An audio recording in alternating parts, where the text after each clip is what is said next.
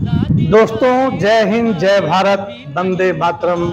आज मैं फिर एक वीडियो देश के ऊपर लाया हूं। आज वीडियो हमारा महात्मा गांधी, जिनको बापू के नाम से भी लोग जानते हैं। उनका योगदान सब लोग जानते हैं देश के लिए क्या था। बहुत लोग तो नहीं, थोड़े लोग जो है उनके बारे में क्रिटिसाइज भी करते हैं। लेकिन एक इंसान के अंदर दोस्तों, एक प्रकृति के अंदर दो पहलू होता है, एक नेगेटिव, एक पॉजिटिव। लेकिन दांडी यात्रा के प्रकृति में भी रात है और उजेला है, इंसान में भी कुछ कमियां हैं, कुछ अच्छाइयां हैं, पर किसी में अच्छाइयां ज्यादा होती हैं और किसी में कमियां ज्यादा होती हैं। हमें कमियों को ध्यान नहीं देना है, क्योंकि हम मनुष्य हैं, हम भगवान नहीं है, हम कृष्ण नहीं है, हम राम नहीं है, मर्यादा पुरुषोत्तम राम नहीं है, वो एक ही थे। तो जब हम इंसान हैं तो कुछ कमियां होंगी, और उस कमियों को न देखते हुए हम उनकी अच्छाइयों को देखते हैं, जिससे कि उन्होंने क्या किया। गांधी जी का पूरा नाम मोहनदास करमचंद गांधी था। यह 2 अक्टूबर 1869 गुजरात के पोरबंदर में पैदा हुए थे। इनके पिताजी का नाम करमचंद गांधी और माता का नाम पुतलीबाई था। इनके पिताजी पोरबंदर में, गुजरात में पोरबंदर जो है, वहाँ के राजघराने में दीवान थे, मतलब प्रधानमंत्री थे। तो पैसे की कमी नहीं थी, अच्छे घर के खाते पीते ये लड़के थे। 1888 में इन्होंने मैट्रिक की परीक्षा पास की और 1887 में और 88 में सामल दास कॉलेज में इन्होंने एडमिशन लिया और वहाँ से इन्होंने डिग्री। 13 बरस की आयु में इनकी शादी हुई।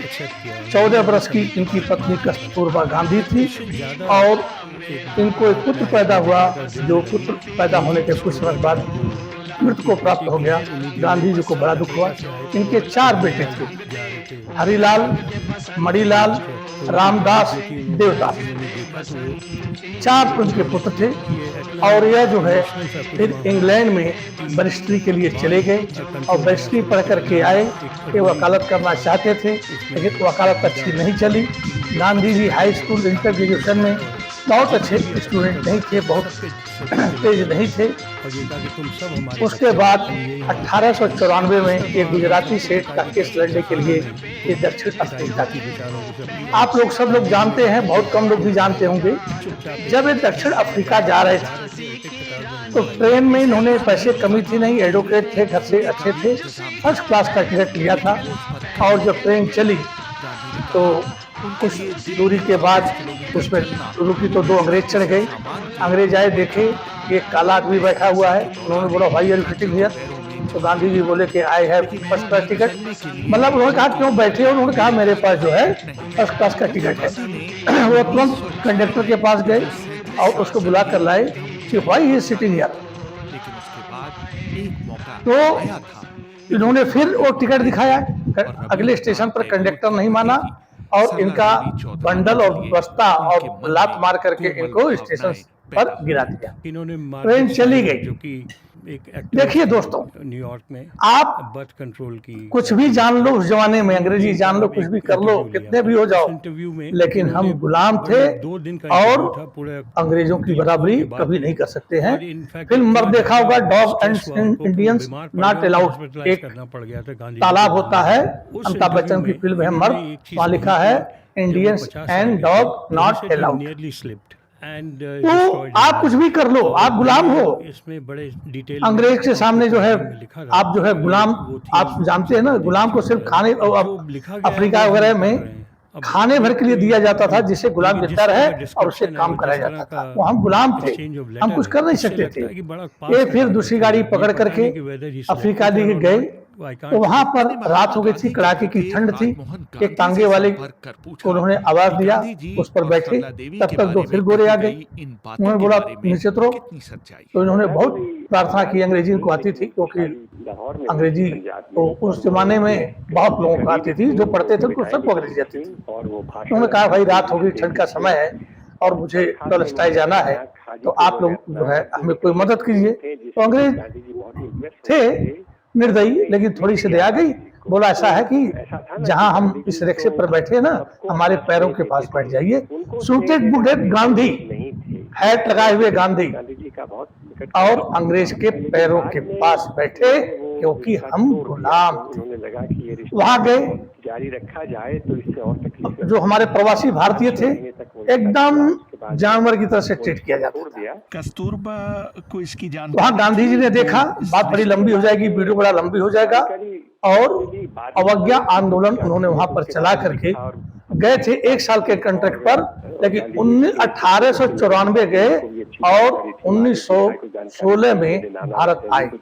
तो 16 साल उधर और 6 साल इधर, मतलब 22 साल ये वहां पर रहे। और सरदा देवी के बीच फिर जब गांधी जी वहां पर काफी पॉपुलर हो गए, इस सब के बावजूद भारतीयों को कुछ छूट दिलाए, उनके कंडीशन में कुछ सुधार कराए, उसके बाद जब ये भारत आए तो बाल गंगाधर तिलक जो है भारतीय राष्ट्रीय कांग्रेस की बागडोर संभाले हुए थे, और जो भी आंदोलन हो रहा था उसको चला। गांधी के प्रयोग ब्रह्मचर्य के साथ गांधी जी वर्षों से हो रही है, जो गांधी के बड़ी बात हो जाएगी, नहीं कहूंगा, बनारस में भी गए थे,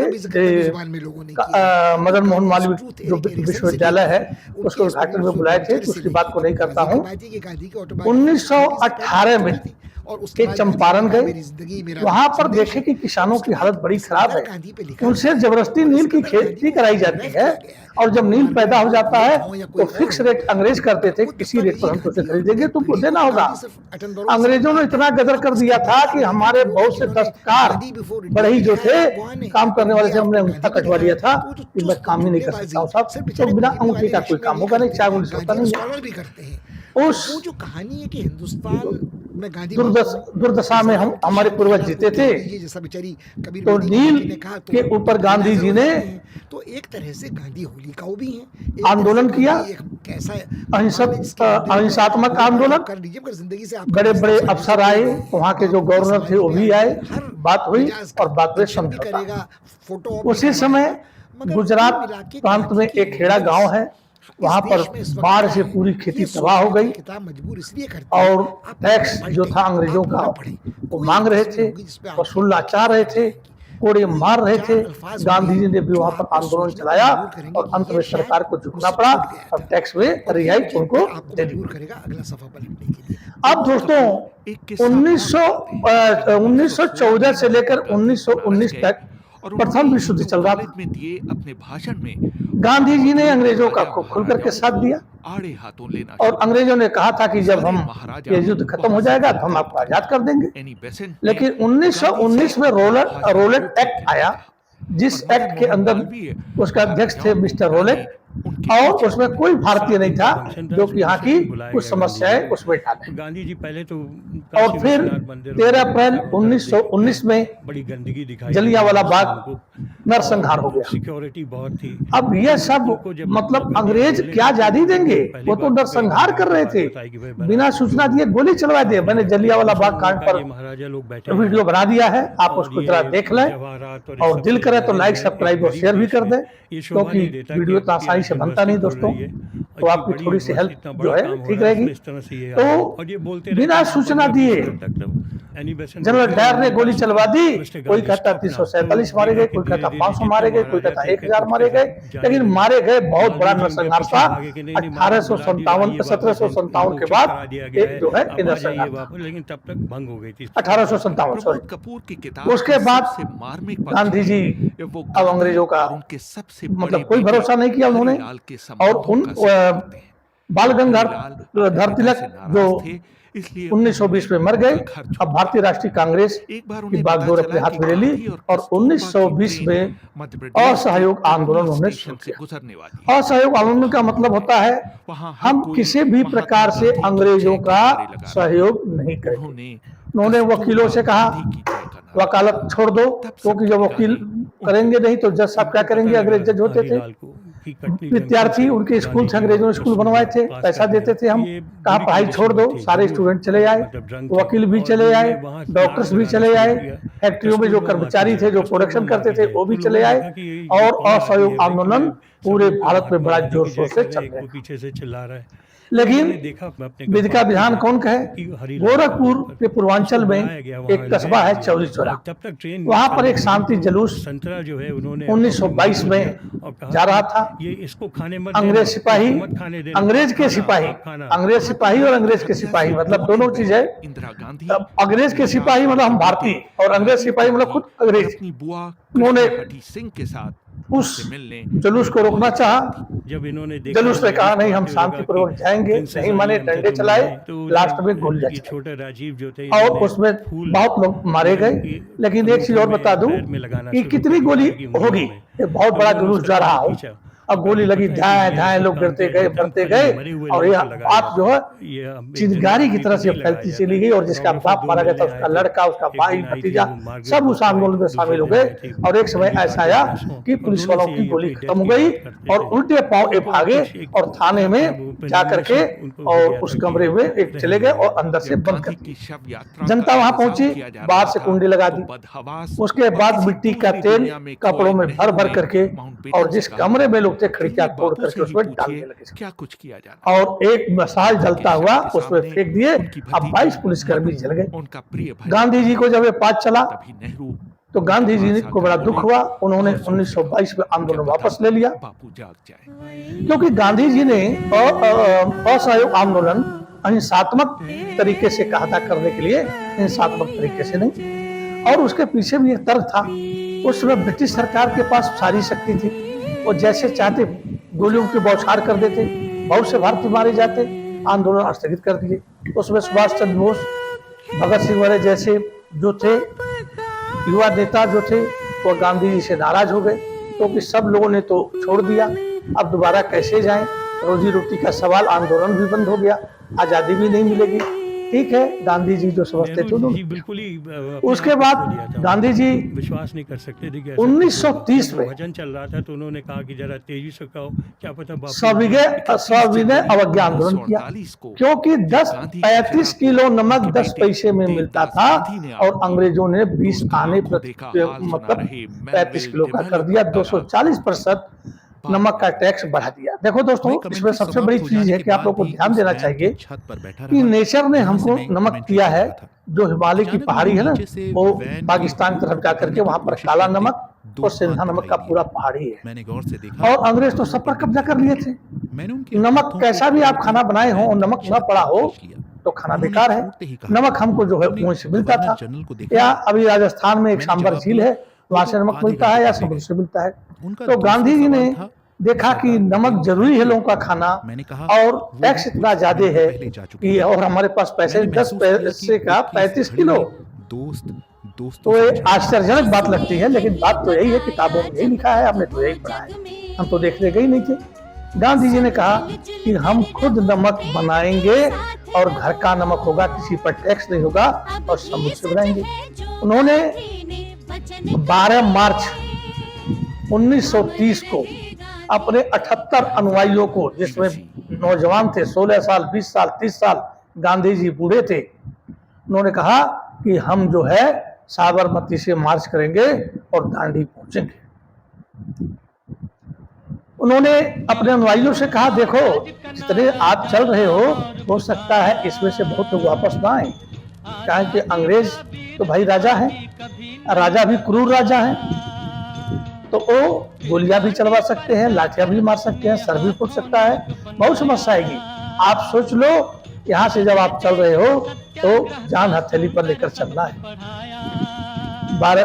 एक जगह आता है एक खड़क बहादुर, जिसके ऊपर मर्डर केस चल रहा था, उनको भी गांधी जी ने अपने साथ ले लिया, तो 79 हो गई। अब उसके बाद ये 12 मार्च को यात्रा शुरू हुई वैसे तो 20 और का 5 दशक मई आते को आते 4 और गांधी 5 मई के पूरे भारत ये वहां में पर मशहूर साबरमती हो चुके में थे। पहुंचे, लेकिन तो साबरमती यात्रा सॉरी की अनोखी दांडी जो या माता कहीं थी अलग अंदाज दरसाना ने पहुंचे। उन्हें पूरी दुनिया की आंखों में अब गांधी जी जब चल दिए अंग्रेज तो सिर्फ सरकार 78 या द्वारा 79 आदमी लेकर चले थे, गांधी ने लेकिन दुनिया रास्ते का में सबसे लोग जुड़ते गए, कारवां बनता गया। उस समय भारत में रविन्द्रनाथ टैगोर ने कहा, अकेला चलो मत अकेला चलो, आवाज दो, आप चलोगे तो लोग चल उसमें देंगे। सरकार ने पहले 20 कौन चलेगा उसकी चिंता यानी छोड़ो, पहले आप चलो, 2400% उसके बाद लोग कर लगाया। नहीं 4 इधर से आएंगे तो 4 गांधी उधर ने से आएंगे, और 241 काफिला आपका किलोमीटर कारवां दूर दांडी बढ़ता जाकर चला गया नमक और कानून तोड़ने का लाखों से फैसला ऊपर किया भीड़ वहां पर और अपने पहुंची। साथ जाने के लिए गांधी जी ने कहा था कि हम 79 नमक कार्यकर्ताओं बनाएंगे, का चयन किया।